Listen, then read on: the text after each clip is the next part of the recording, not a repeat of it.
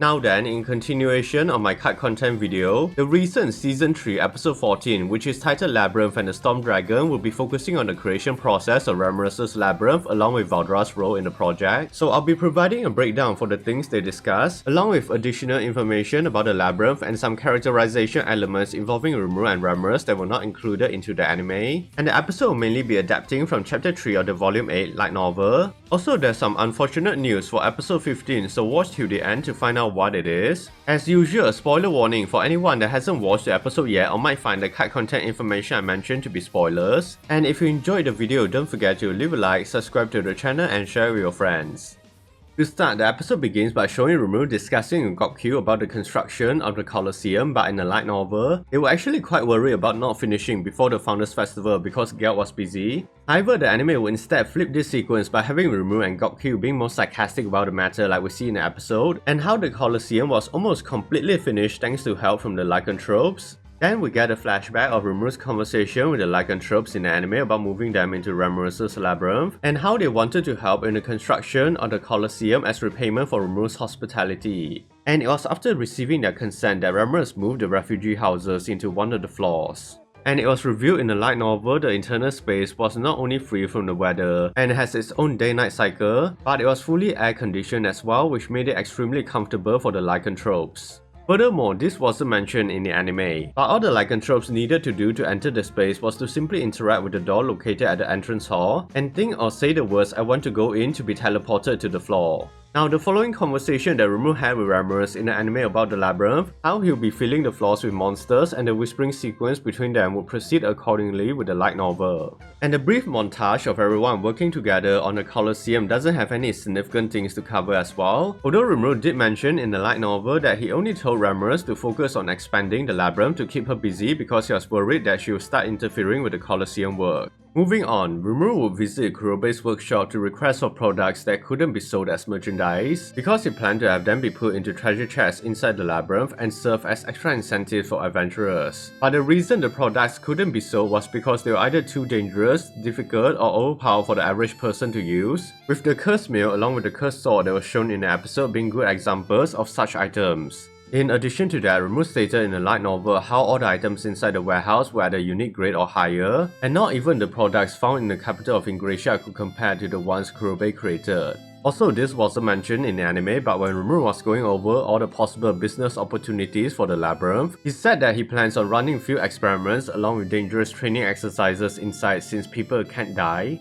Furthermore, he wants to establish an appraisal shop as well to help evaluate or buy back weapons and equipment that are potentially dangerous to the user. But another reason is that he plans on using the appraisal shop to provide pay to adventurers by buying the monster materials gathered by them, which would further provide more appeal for them to enter the Labyrinth since they can essentially earn a living simply by farming materials inside. With that said, Kurobe would interrupt Rimuru's brainstorming and presented him with a straight sword that eventually became his signature weapon, and the rest of the conversation will happen accordingly to the light novel. And this is actually the first mention of slaughtered weapons in the Tensura series, so hopefully the anime will provide a more detailed explanation in the future episodes. But to give a quick rundown for this type of weapons, they normally have permanent holes punched into them, which can then be inserted with specialized magic marbles that are imbued with the power of elemental spirits, granting them various magical properties such as water or fire powers. But if you're interested in learning more about slaughtered weapons, be sure to check out my video on all the Tensura weapon and equipment types, links in the top right or description down below.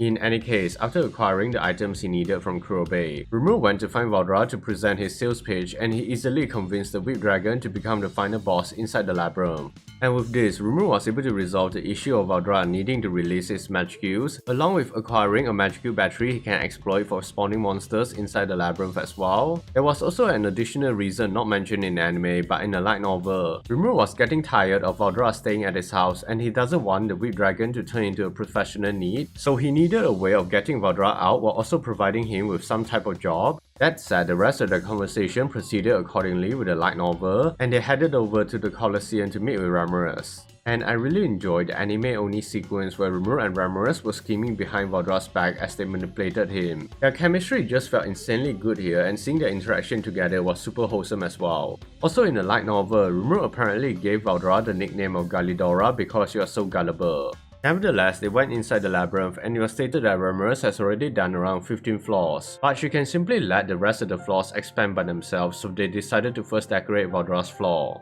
And the preceding sequence they will see in the episode of them discussing on the design will pretty much occur in a similar fashion with the light novel, although I have to commend the anime for the way they adapted the sequence where they used stock communication to convey the design, and then having Ramiris construct the room by overlaying the structures onto the simulation, because it was such a nice detail. Additionally, seeing Veldora's reaction to his new living space was super wholesome as well. He now has a giant hall for his original dragon form to stay in, and even a personal quarter for his human form to relax or read manga in that is fully furnished with all the top quality furniture produced by Tempest. After letting Veldora settle into his new living space, it was stated in the light novel that it took a whole week for the 100 floors of the labyrinth to be fully completed, and they would reconvene again to discuss about the mechanics they will be including into the dungeon, such as a modular layout they will change every few days to prevent people from memorizing the routes, along with a save point on every 10 floors which is guarded by a floor guardian, and they don't have to worry about the floor guardians being killed as well, since Ramiris can simply resurrect them after they are defeated by participants of the labyrinth. Rimuru even went on to compliment how broken this feature was in the light novel, stating that subordinates with a direct connection to Ramiris were basically immortal inside the labyrinth, since they can continuously fight without worry of death or getting tired.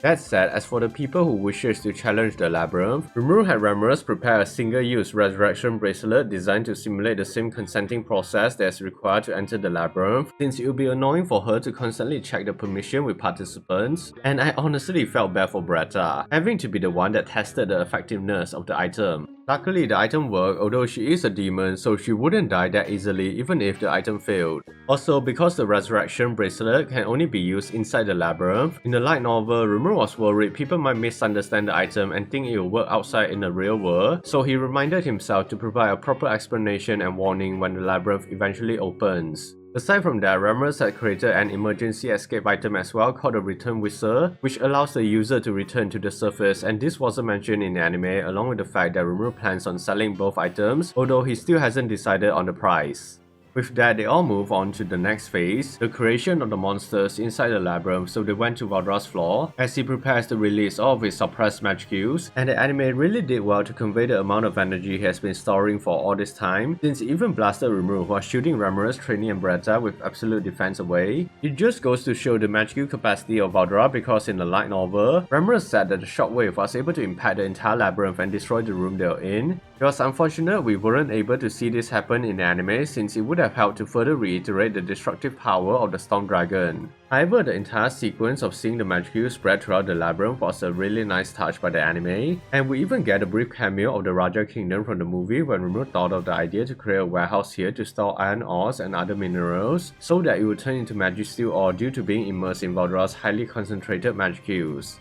On a side note, the chemistry between Ramiris and Rimuru was again so fun to watch as she immediately understood his plans. Nonetheless, in the light novel, Veldora would actually continue to release his magic cubes inside the labyrinth while Rimuru and the others went back to rest for the day, only returning the next morning but as seen in the anime. Their conversation would continue. Essentially, Rimuru had wanted to resolve the issue regarding Beretta's loyalty because in the previous season, when she was allowed to help in the fight against Clayman during the Walpurgis banquet, she promised Guy Crimson that she would pledge her full loyalty to Ramiris afterwards. However, because she still wishes to serve Rimuru, she was somewhat conflicted about switching allegiance, but like we see in the anime, since Ramiris has moved to temples where Rimuru was, she can indirectly serve him while also keeping to the promise she made with Guy. And this wasn't mentioned in the anime, but Rimuru has suspected this was Beretta's plan all along, even wondering where she learned to be so cunning, which would have been funny to see play out in the episode. But anyways, the following sequence of Rimuru deactivating the Master Lock and transferring the Master Access to Ramiris will occur in a similar fashion to the light novel, although the episode doesn't mention that if anything ever happens to Ramiris, the authority will return to Rimuru, which of course he hopes will never actually come to pass. That's why he told Beretta to take care of Ramiris in the anime.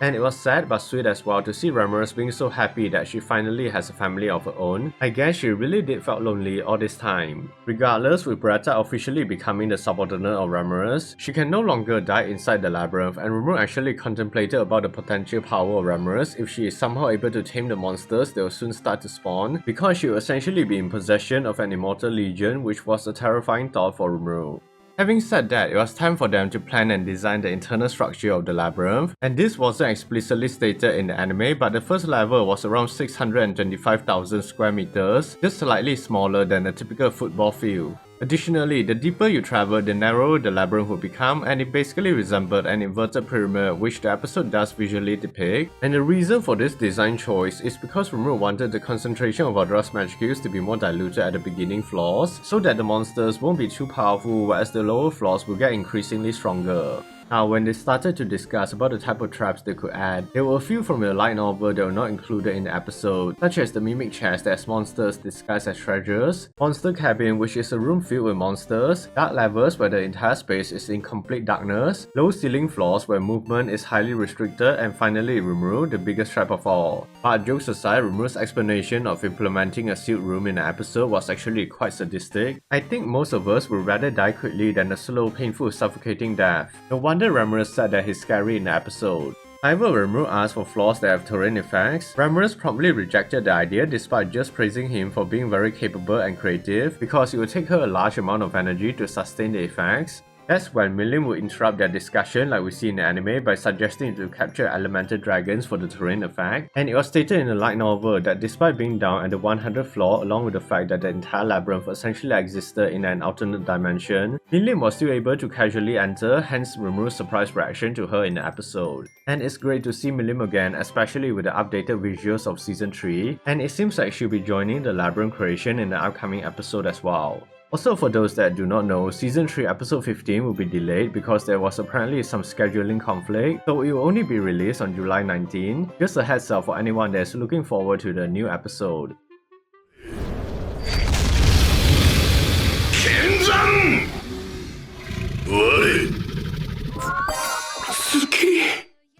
But yeah, that was my breakdown for episode 14, and there were so many interesting moments from it. I really enjoyed seeing all the character interaction, especially the chemistry between Rimuru and Ramiris was just perfect. And the creation of the labyrinth from the planning phase to designing the floors, and Veldora releasing his magic skills was such amazing sequences as well. So what about you guys? What aspects about the labyrinth did you find interesting, and what are some of your favorite moments from the episode? Also, if you enjoyed this cut content video, remember to leave a like, don't forget to subscribe to the channel and hit that notification button for more cut content videos as well. Thanks for watching, and as always, stay safe everyone.